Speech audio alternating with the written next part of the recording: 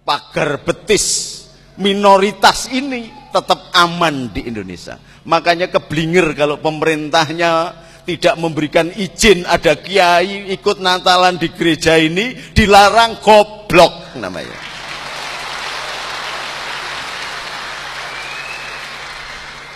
Karena justru yang nampaknya minoritas ini adalah menjadi penyelamat yang mayoritas. Karena apa? Menjadi pagar betis. Ini pandangan visionernya Hadratus Syekh Hasyim Asy'ari. Maka kemudian membentuk yang namanya anak-anak muda bernama Banser ini untuk mengamankan. Cuman yaitu kalau pas berdoa, bapak-bapak tolonglah doakan juga Banser-Banser saya. Di dalam doa ibuku ada namaku disebut. Di dalam doa ibuku ada namaku disebut. Banser saya Joko Natalan dibom sampean ndonga dhewe, banser ku ora ana sing ndongake, mati.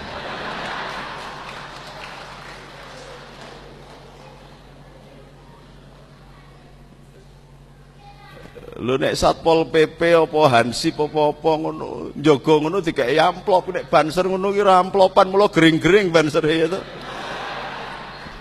Allahumma sholli ala Muhammad. Allahumma sholli ala Muhammad. Maka sudahlah yang sudah-sudah, kita perlu menanamkan damai.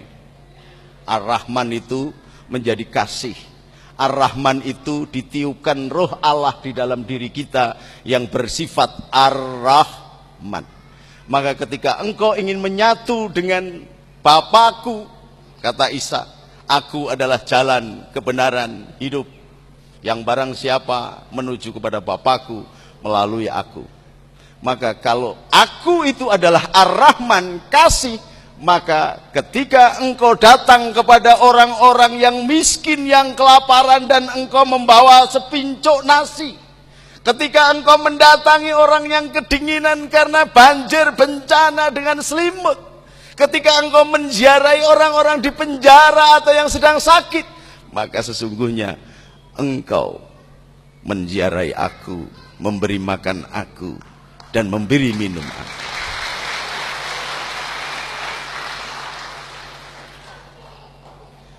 Kalau Anda sudah melakukan itu, maka Allah Bapa sendiri yang akan membedakan mana kambing, mana domba.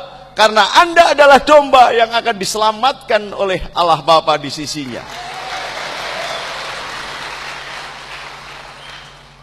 Matius 25, 26, 27.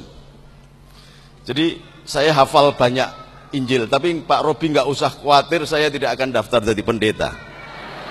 Karena bersaing dengan saya berat banget udahlah.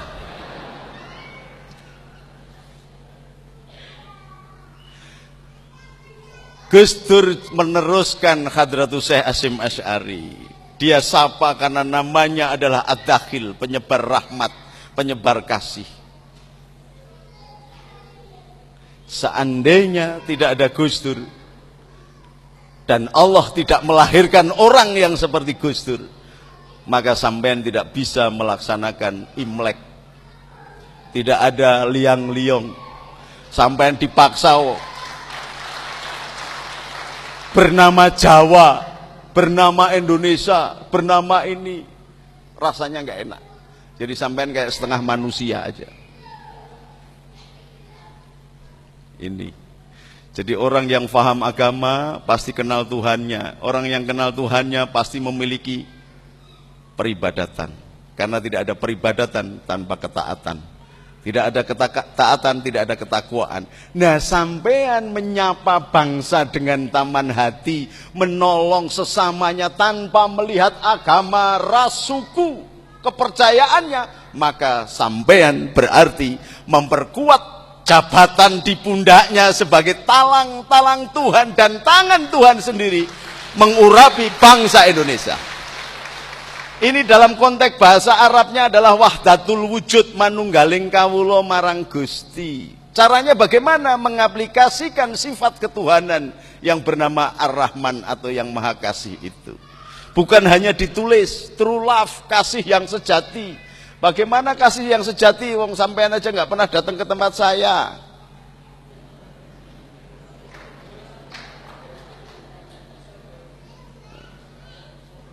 Ayo, apa bukan dengan tidak resiko ini saya? Saya kemarin masih di Jakarta, terbang ke Surabaya. Mau ceramah di sini harus izin Sunan Ampel dulu, jam 1.30 malam saya ziarah ke Sunan Ampel. Karena apa? Saya mau menceramai orang-orang Kristen yang keturunannya Tan Boliang. Sekarang menjadi pendeta Robi, itu kan Cinotoro. Coba bayangkan, kalau yang ngomong bukan saya, marah nggak Pak Robi? Kenapa saya ngomong sampai malah ketawa? Karena ada Tuhan di sini.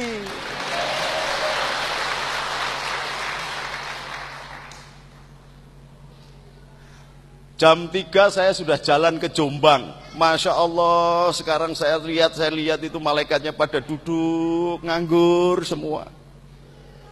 Karena ada kepercayaan Islam itu kalau begitu meninggal 7 langkah, Gus Dur ditanyain, sampai sekarang malaikatnya belum tanya ke Gus Dur.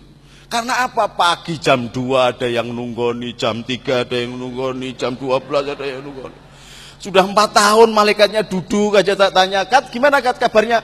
Wah males saya Gus, kalau sampean bisa minum jamu pegelinu, lah malaikat kan nggak minum gitu.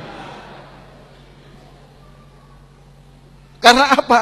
Karena dia tidak membedakan engkau beragama apa, bersuku bangsa apa. Karena apa? Perilaku Gus Dur Qur'ani. Dia berpegang pada ya ayuhan nas. Tadi Pak Tri, pendeta Tri tadi dinasihati oleh Habib Ahmad. Ya ayuhan nas inna khalaqnakum min dzakari wa unsa wa ja'alnakum su'uban wa qabaila lita'arrafu. Wahai manusia, aku jadikan kalian dari laki-laki dan perempuan, kemudian menjadi bersuku-suku, berbangsa-bangsa, dan harus melakukan ta'aruf, saling kenal, saling silaturahmi. Kalau silaturahmi itu yang betul itu adalah antara suami dan istri, itu silaturahmi dari bahasa rahim. Rahim itu punya bibir, apemnya itu bibirnya, maka silaturahmi itu sebenarnya di kamar ya, jadi salah kaprah semua juga ini. Silatul kantong dulu aja lah. Ayatnya begitu. Dari bersuku-suku, berbangsa-bangsa untuk saling ketemu. Lah wong sak pati, wakil bupatinya sama, kapolresnya sama, dandemnya sama, camatnya sama.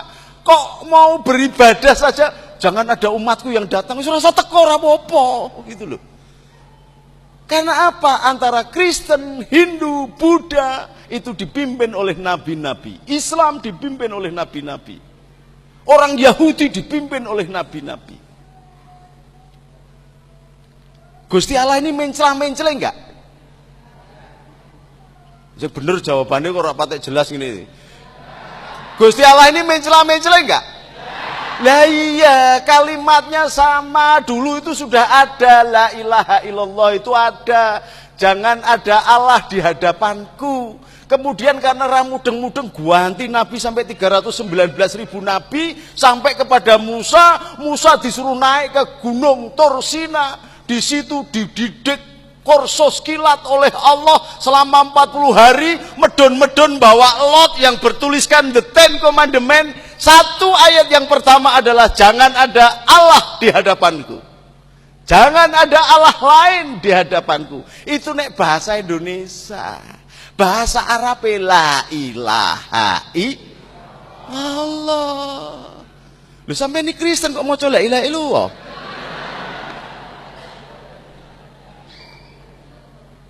Ini karena orang-orang rumangsane iki bahasa kuwi yo duwe agama gitu loh. Padahal nek sampean ndeloki caranya ceramah orang-orang pendeta-pendeta Syria bahasa Arab. Enggak ada puji Tuhan gitu, enggak ada. Alhamdulillah gitu. Lo ngertinya bahasa Arab. Di Arab itu anak kecil-kecil umur 3 tahun itu lo bisa bahasa Arab. Lo bener itu.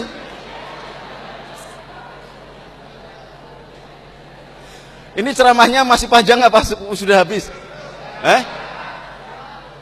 Lho teruslah awakmu to, Nduk. Iki sing duwe acara iki sapa iki?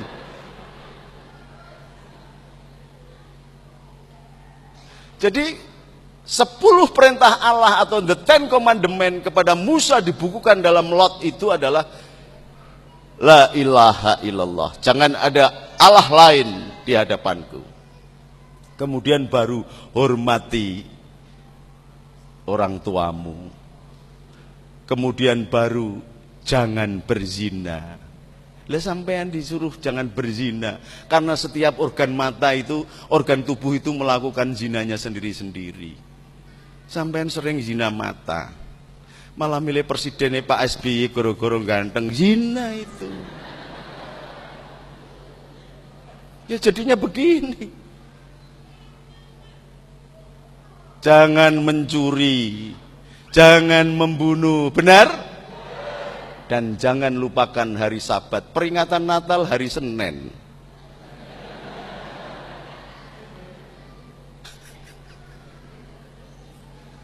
Loh iya apa enggak? Hari Sabat itu hari apa sih? Hari Sabtu, sampai ibadahnya hari Minggu. Natalan hari Senin. Saya pernah diprotes itu ketika saya ceramah di gereja Katolik Santo Ignatius Loyola di Menteng. Loh Gus Nuril kenapa? Ibadahnya kok hari Jumat? Lah sampean ini loh yang dapat perintah Allah. Yang namanya perjanjian lama ya beribadahnya harus hari Sabtu malah hari Minggu kok. Sampean ngelok ke saya. Lah kan habis Yahudi, Nasrani baru Islam. Ah sampai saya manut sampean. Jadi sampean ibadah hari Minggu kok salah. Saya ikut salah. Nek bener ikut bener saya bilang gitu. Coba kalau semua pemuka agama, semua pemimpin bangsa, semua pemimpin umat, semua penguasa di negeri ini memiliki sifat Daud. Tidak cuman menampilkan wajah di sini, potret di mana-mana, melakukan pencitraan. Semua sekarang ini pencitraan. Ono bocah wingi gek lulus sekolah sarjana wis potrete diguapang ning dalan-dalan. Aku angger mlebu kota Pati iki potret tok ki opo. Ngotor-ngotori kota. Tapi begitu salah terus hilang semuanya. Jangan katakan tidak. Katakan tidak pada korupsi. Ternyata ono tambahan nek sithik gitu. Nek akeh korupsi gak apa-apa. Maka milikilah jiwa Daud. Daud itu semula tidak dipercaya oleh Talut. Seorang pemimpin Israel yang demikian gagah perkasa dan mengalahkan Jalut. Talut ini mengalahkan Jalut. Ketika mau menghadapi Jalut, ngeri. Karena gedenya kayak gitu, padahal Talut itu gede banget. Lalu muncullah anak muda, sangune ketepel, namanya Daud. Yang terkenal dengan David. Daud inilah yang melahirkan Soleman atau Raja Soleman.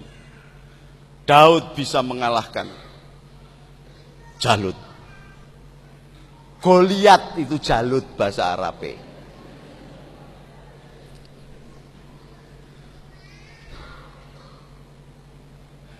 Tetapi karena David ini cilik tapi watos badannya kayak Pak Edi gitu, kayak Pak Budi gitu.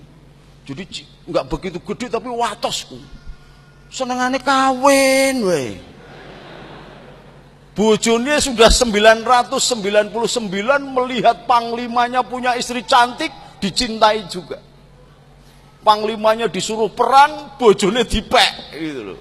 Maka ada hukuman di situ. Tetapi dia kemudian mengaku bahwa dirinya tidak sempurna karena dia kembali lagi dinasihati oleh sahabatnya Yosua. Maka dia kembali lagi kepada Allah. Sampean ada enggak keberanian untuk kembali kepada Allah? Kalau Yesus itu serbannya adalah derita, jubahnya adalah sengsara. Ini kan saya sama Yesus kan hampir sama. Cuman bedanya Yesus itu serbannya pakai duri. Kalau saya pakai ini. Sebab kalau pakai duri saya nggak gemblengan kayak Yesus. Gondrong juga. Loh kok sampean pengikut Yesus ra ono sing gondrong. Prontos kabeh. Padahal Yesus itu disuruh cukur oleh Allah malah milih potret. Makanya tidak ada nabi di dunia ini yang ada potretnya kecuali Yesus. Karena disuruh cukur sama Allah malah potret, duitnya buat potret.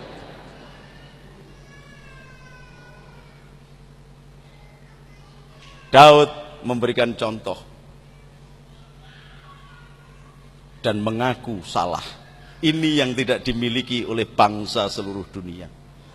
Tetapi mari kita daftarkan diri kita sebagai pengikut Daud, pengikut David. Bisa enggak diiringi lagunya? Ini Mazmur. Sekali-sekali kiai nyanyi Mazmur. Jiwaku terbuka untukmu Tuhan, selidiki nyatakan segala perkara, singkapkan semua yang terselubung, supaya aku layak di hadapanmu Tuhan. Gitu ya, ayo bareng-bareng.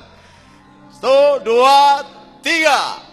Jiwaku terbuka untukmu Tuhan, selidiki nyatakan segala perkara, singkapkan semua yang terselubung, supaya ku layak di hadapanmu Tuhan. Ini bahasa Arabnya. Amin tada kuriji ronin bide salami majas tadam anjaro min muklatil dome. Udah segini aja. Kalau tak teruskan sampai terpesona malahan. Ada nggak keberanian jiwaku terbuka untukmu Tuhan, kemudian mengadakan malam-malam ketika jam 12 malam seorang pemimpin ambil air wudhu, tidak mengeloni hostes.